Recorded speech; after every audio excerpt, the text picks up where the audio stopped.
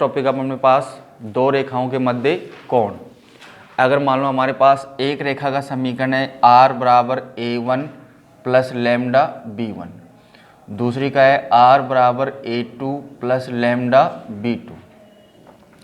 दो रेखाएं, एक दिए गए बिंदु और दी गई रेखा के समांतर रेखा का समीकरण था ये। तो ये एक रेखा का ले लिया, ये दूसरी रेखा का।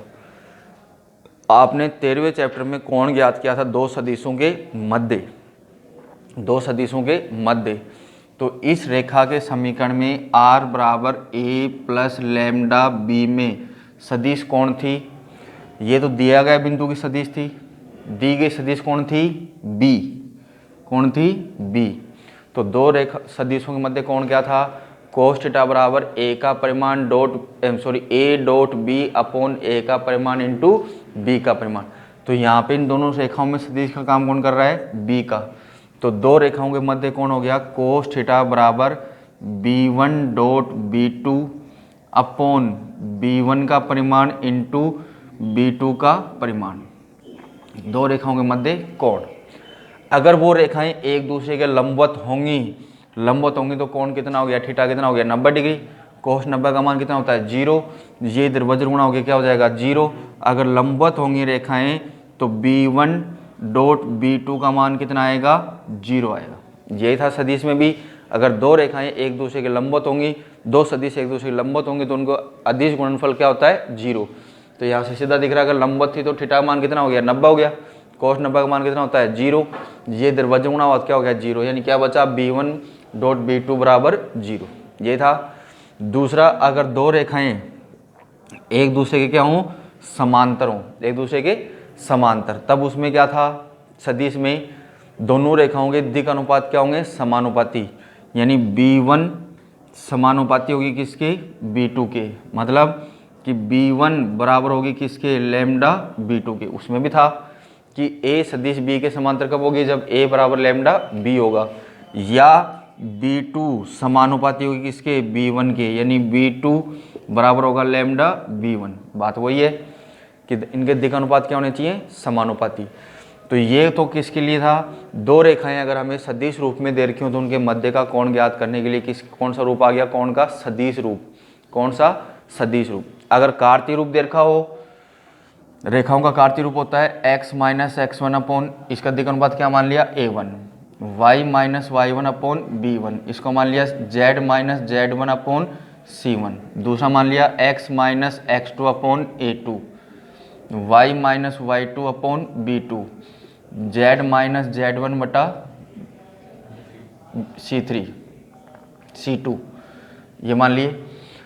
तो a और a b c, यहाँ पे जो b होता है वो उसका मान यहाँ पे कौन होता है? a b और c होता है क्या? a b और c होता है क्या? a b और c।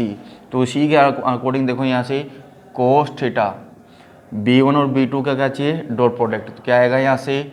a1 a2 plus b1 b2 plus c1 c2 upon में a का परिमाण b1 का परिमाण क्या हो जाएगा? a1 square b1 square c1 square, b2 का परिमाण a2 square plus b2 square plus c2 square. ये कब काम आएगा? जब हमारे पास किस में हो? कार्तीय रूप में हो। दूसरा, अगर रेखाएं क्या हों? लंबवत हों तो ये 0 हो गया, ये इधर जाके क्या हो गया? 0। क्या बचा? a1 upon a2 plus b1 b2 plus c1 c2 बराबर 0। संगत दिक् अनुपातों के गुणनफलों का योग क्या आ जाना चाहिए? 0। तो रेखाएं क्या होंगी? लंबवत। दूसरा था, अगर रेखाएं क्या हों? समांतर हों। क्या हों? समांतर हो तो वहाँ पे दिक् अनुपात रेखाएं क्या होती हैं? समानुपाती होती हैं। यानी दिक् अनुपात a1 अपॉन a2 बराबर होना चाहिए b1 बटा b2 बराबर होना चाहिए c1 अपॉन c2। अगर रेखाएं समांतर होंगी तो उनके दिक् अनुपात क्या होने चाहिए? समानुपाती होने चाहिए। ठीक है। तो दो रेखाएं अगर सदिश रूप में है तो थीटा के लिए ये काम आएगा, अगर कार्तीय रूप में है तो वो काम में आएगा। ओके। हमडा एक्सरसाइज 14.3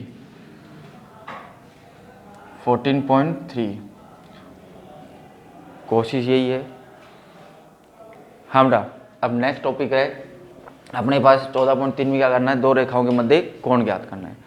तो यहाँ से केवल ये रेखा फर्स्ट और ये रेखा सेकंड है, जो पहले दी है फर्स्ट और जो बाद में दी है वो सेकंड।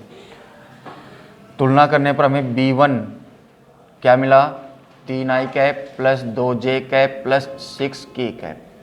B2 क्या मिला बेटा हमें, i cap plus 2j cap plus 2k cap. ये B1 हो गया और ये B2। कोण के अंदर हमें किस किस का मान चाहिए, B1 डॉट B2। तो ये हो गया बेटा 3i cap plus 2j cap plus 6k cap dot i cap plus 2j cap plus 2k cap. Dot product निकाल दो बेटा, कितना हो गया, 3 प्लस 4 प्लस 12, कितने हो गए टोटल, 19 हो गया। क्या कितना हो गया, 19 पक्का। फिर हमें क्या चाहिए, B1 का परिमाण।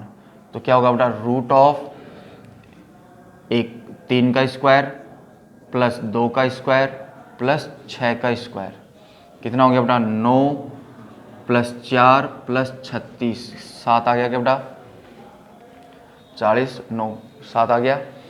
फिर किसका चाहिए हमें, B2 का परिमाण, रूट ऑफ 1 का स्क्वायर 2 का स्क्वायर 2 का स्क्वायर।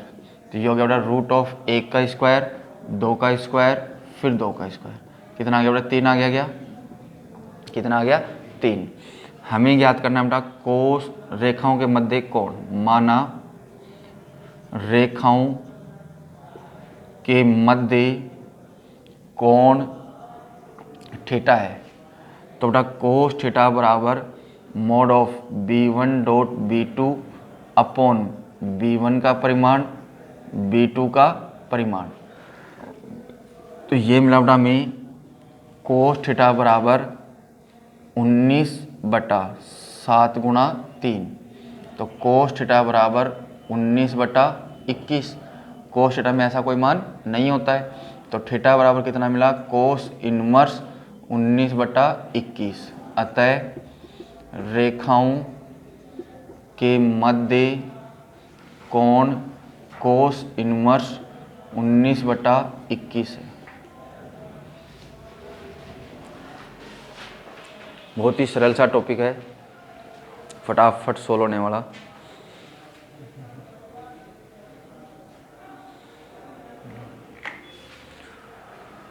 हमें क्या कहा इसने कि बिंदु AB से गुजरने वाली रेखा, सिद्ध कीजिए कि बिंदु AB से गुजरने वाली रेखा बिंदु CD से गुजरने वाली रेखा के साथ क्या है, लंबवत है। पहले हम क्या निकाल रहे हैं, रेखा AB के दिक् अनुपात।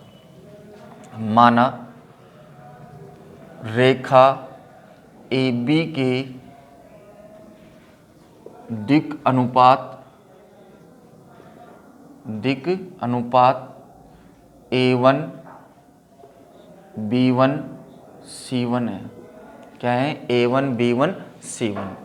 तो बेटा पहले AB के दिक् अनुपात, तो दो बिंदुओं से गुजरने वाली रेखा के दिक् अनुपात क्या थे, x2 minus x1 3 minus 1, y2 minus y1 और z2 माइनस z1। तो ये मिले हमें यहाँ से 2 5 माइनस 4। और AB के दिक् अनुपात क्या थे हमारे पास, A1 B1 और C1, ये मिल गए। फिर पुनः माना कि रेखा CD के दिक् अनुपात A2 B2 C2 हैं। तो बेटा CD के दिक् अनुपात क्या मिले बेटा हमें, x2 minus x1 y2 minus y1 z2 minus z1। तो ये आ गया बेटा हमारे पास A2 B2 और C2 बराबर मिला हमें 3 2 4 मिला। रेखा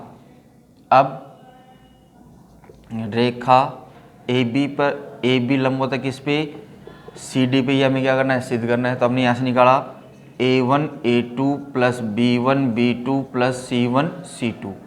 A1 का मान कितना है, 2, A2 का कितना है, 3, प्लस B1 का कितना है, 5, B2 का कितना है, 2, फिर प्लस C1 का कितना है, -4, इसका कितना है, 4।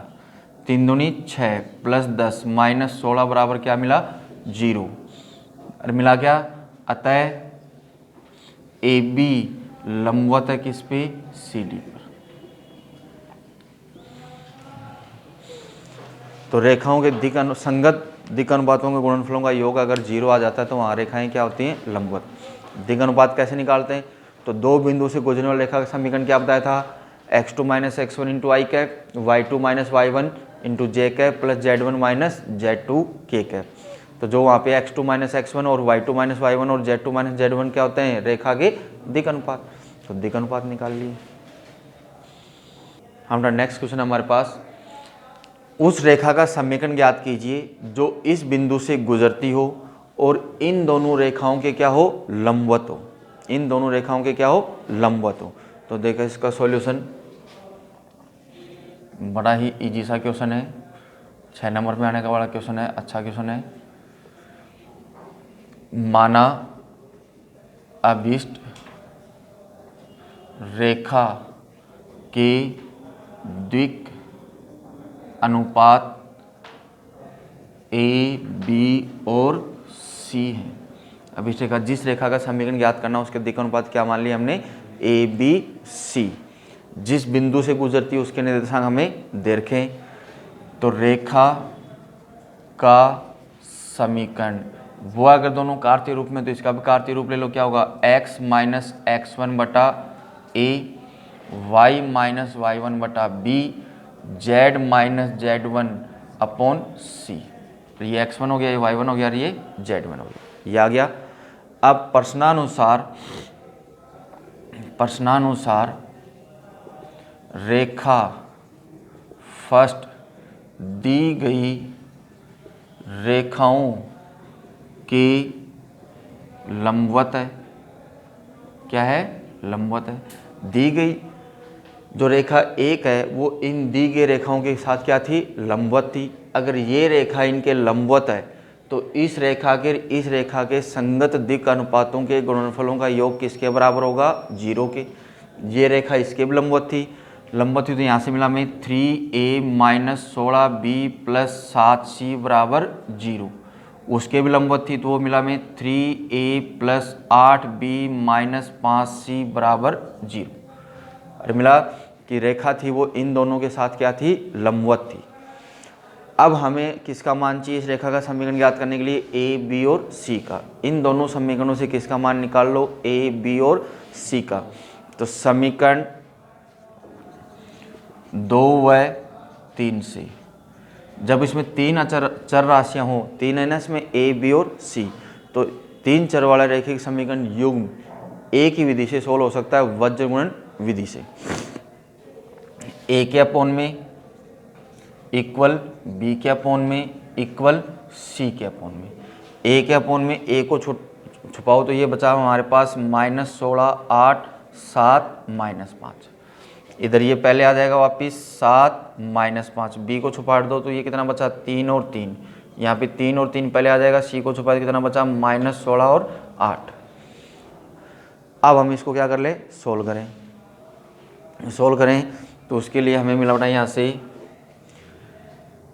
ए अपॉन, पहले ये इससे गुणा होगी तो माइनस से माइनस गुणा हो तो क्या हो गया प्लस, और 16 पंजू कितना हो गया 80। फिर किसका साइन आता है, माइनस का। ये से गुणा हो तो कितना मिला 56। बी ये से गुणा हुआ तो 21 -15 तो माइनस माइनस प्लस 15। सी के अपॉन में 24 माइनस माइनस प्लस 16 3 48, अरे 48 होते हैं। सोल्व करो। ए के अपॉन में कितना मिला हमें 24 बच रहा है क्या। बी के अपॉन में कितना हो गया हमारे पास 36, और सी के अपॉन में कितना मिला हमें 8 4 12, 72 हो गया क्या, अरे 72 हो गया। पूरे में किसका भाग जा रहा है, दिक् अनुपात ही तो है ये। पूरे में किसका भाग जा रहा है 12 का। 12 का भाग दिया तो ये बचा a अपॉन 2 b अपॉन 3 और c अपॉन 6, यही बचा। तीन सब के सब आपस में बराबर थे, इनके बराबर क्या मान लिया हमने k, क्या मान लिया k। ये भी इसके बराबर होगा तो ए का मान कितना आ गया यहाँ से 2 के, बी का मान कितना आ गया 3 के, और सी का मान कितना आ गया 6 के। अरे आ गया ए बी और सी का मान समीकरण 1 में रखने पर रख दो, तो ये आ गया x माइनस 1/2 के बराबर y माइनस 2/3 के बराबर z प्लस 4/6 के। रख दिया। दिक अनुपातों में समान संख्या से गुणा या भाग दे सकते हैं। सब में हमने किसका भाग दे दिया, k का, दिक अनुपातों में। तो ये मिला में x minus 1/2, y minus 2/3, z plus 4/6। तो ये मिला हमें अभिष्ट रेखा का समीकरण।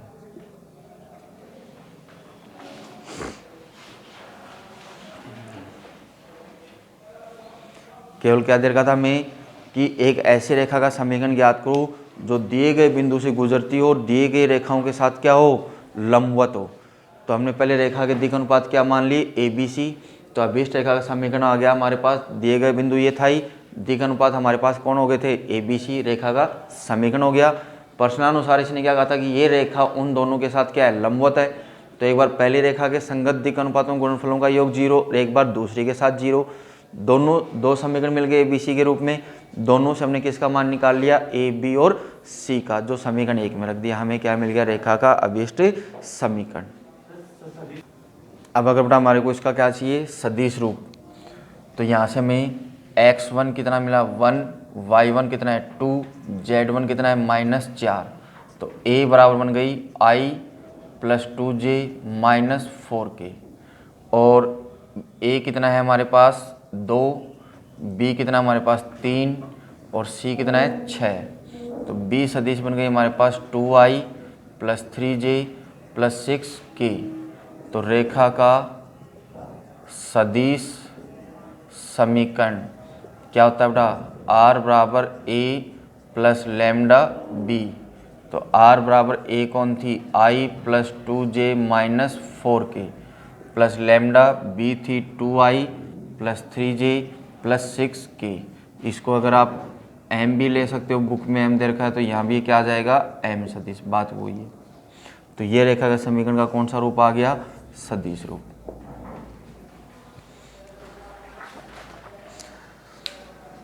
नेक्स्ट क्वेश्चन है वो आपको